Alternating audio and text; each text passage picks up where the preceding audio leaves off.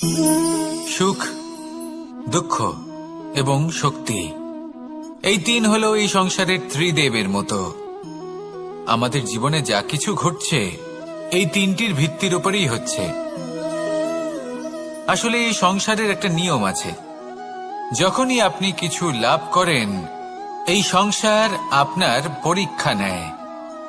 এটা জানার জন্য আপনার পরীক্ষা নেয় যে আপনি যা কিছুই লাভ করেছেন আপনি কি আদৌ সেটার যোগ্য কিনা। ঠিক সেইভাবেই এই সুখ, দুঃখ এবং শক্তি আপনার পরীক্ষা নিয়ে থাকে। যখন সুখ আসে তখন সে আপনার পরীক্ষা নেয় যে আপনার মধ্যে অহংবোধ জাগ্রত হয়নি তো। যদি অহংবোধ চলে আসে তাহলে সুখ সেখানেই সঙ্গ ত্যাগ করে। দুঃখ আপনার ধৈর্যের পরীক্ষা নিতে থাকে, আর যদি আপনার মধ্যে ধৈর্য না থাকে তাহলে এটা আপনাকে আরো বেশি দুঃখের গভীর অন্ধকারে ঠেলে দেবে। সেখানে শক্তি পরীক্ষা নেয় আপনার বিনম্রতার। যদি আপনি বিনম্র না হন তাহলে হয় এই শক্তি আপনার সঙ্গ ত্যাগ করবে, নয় এই শক্তি বিনম্রতার অভাবে আপনার পতনের কারণ হতে পারে।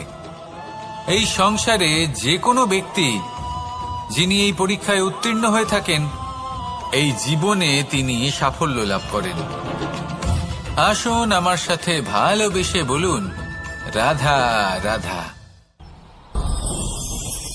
ভয়ের সাথে আমরা সবাই পরিচিত, কষ্ট আমরা সবাই পেয়েছি। কখনো কখনো আমরা অসুস্থ হয়ে পড়ি, আর এমন সময় হলে মাতার মমতা, কখনো বাবার স্নেহ, কখনো বন্ধুদের পাশে থাকার অনুভূতি আমাদের রোগ নিরাময়ে সাহায্য করে। কখনো যদি আমরা নিরাশ হয়ে পড়ি, তখন যদি আমাদের কোনো আপনজন আমাদের দুটো ভালো কথা বলে তখন আমাদের মনোবল বেড়ে যায়। ঠিক তেমন সংসারের এই রঙ্গমঞ্চে যদি আপনি পীড়িত অনুভব করেন, কিছু শুভ কথা আলোচনা করুন, কিছু স্তুতি গান করুন, কিছু মুহূর্তের জন্য হলেও নিজের ইষ্টদেবের কথা স্মরণ করুন আর প্রার্থনা করুন। সাহস বাড়বে, শক্তিও বৃদ্ধি পাবে এবং সামনে এগিয়ে চলার পথও দেখতে পাবেন। তখন এই মন প্রসন্ন হয়ে বলবে, রাধা রাধা। এই সংসারে কখনো কোনো ব্যক্তিকে তার বাইরের পোশাক দেখে বিচার করার চেষ্টা করবেন না, এটা খুব বড় ভুল করবেন। যেমন আমরা জীবনে অনেক সময় এমন করি, ধরুন কোথাও একটা গাছ দেখলাম, খুব বিশাল আকারের একটা গাছ যেটা মাটির থেকে অনেক উঁচুতে পৌঁছে গেছে, যার বিশাল শাখা আছে। সেগুলো দেখে আমরা ভাবি যে এই গাছে হয়তো কত সুস্বাদু ফল আছে, আমরা সেই গাছের পরিচর্যা করতে থাকি।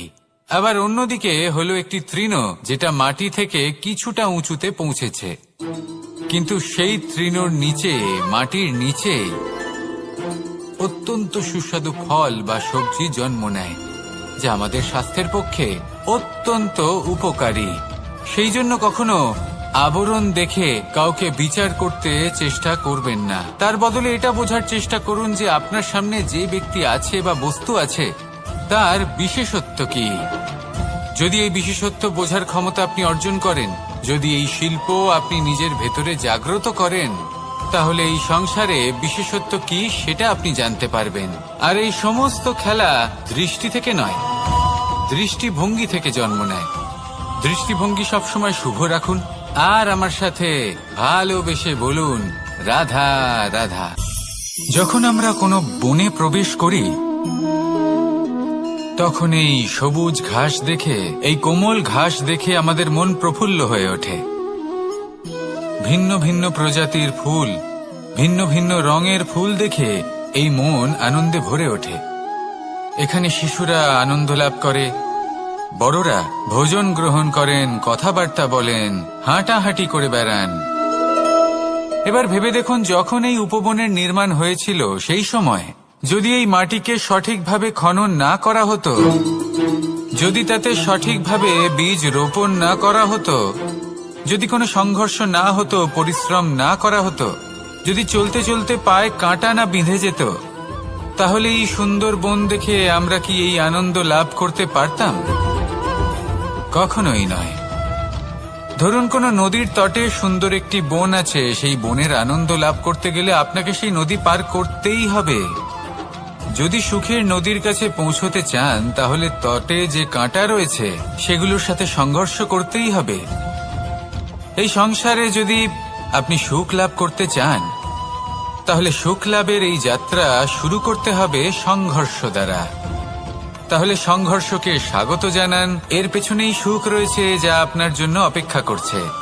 এবার হাসুন আর আমার সাথে ভালোবেসে বলুন রাধা, বলুন রাধা, বলুন রাধা। জীবনে কিছু শেখা অত্যন্ত গুরুত্বপূর্ণ। এবার কি কি শিখতে হবে সেই সব শেখানোর জন্য অনেক শিক্ষক রয়েছেন, কিন্তু কি শিখবেন না আর কি করবেন না এটা আমাদের নিজের অভিজ্ঞতা দিয়ে শিখতে হয়। কিন্তু তার মানে এটা নয় যে যদি আপনাকে শিখতে হয় যে আগুনের তাপ কতটা, আপনাকে আগুনের মধ্যে হাত দিতে হবে। না, অন্য কারোর অভিজ্ঞতা দ্বারাও শিখতে পারেন।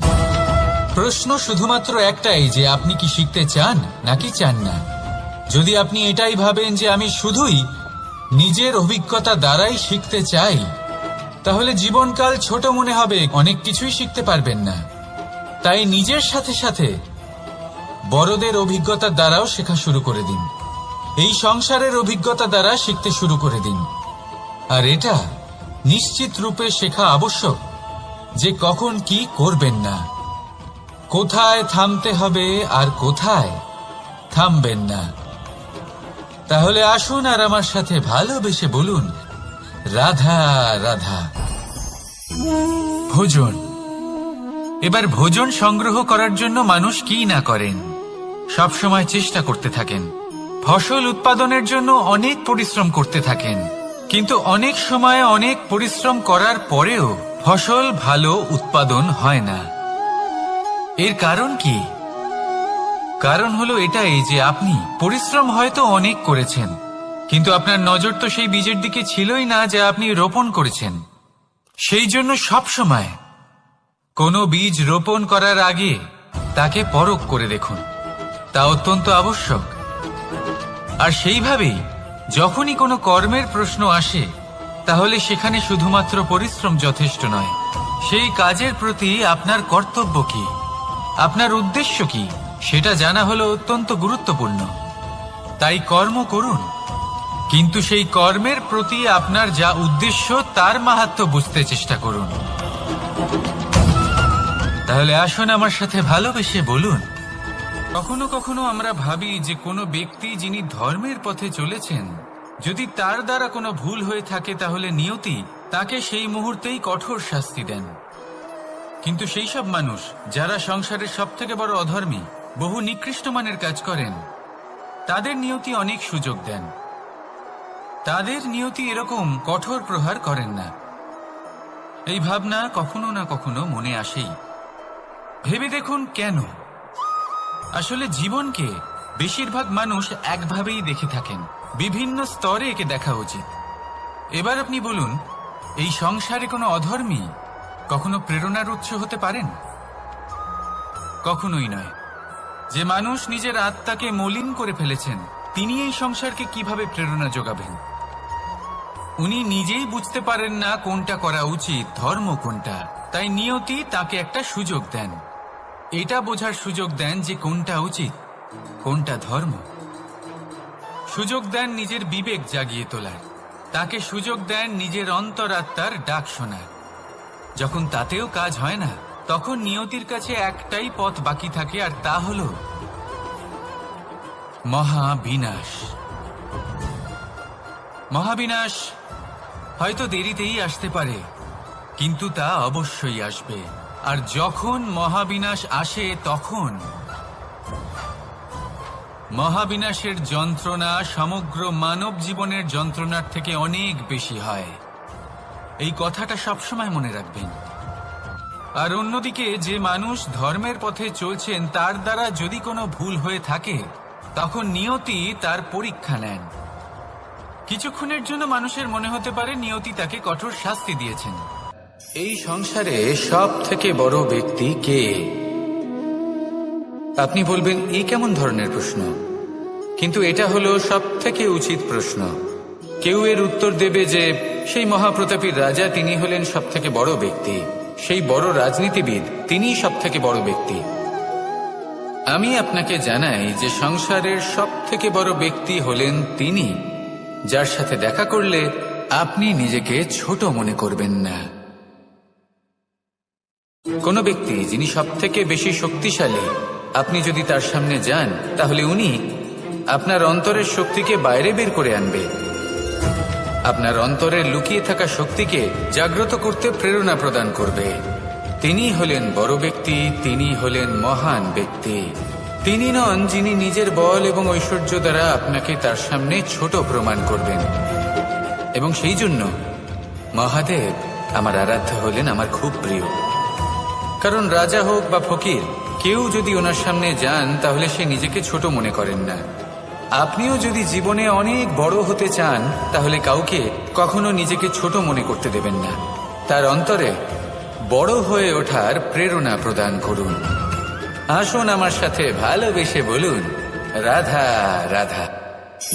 এই সংসারের একটা নিয়ম আছে, বা বলতে পারেন লোকে তাই বলে, যে শক্তিশালী হয় সে শক্তিহীনকে নত করে দেয়। এমনটাই হয়, তাই না?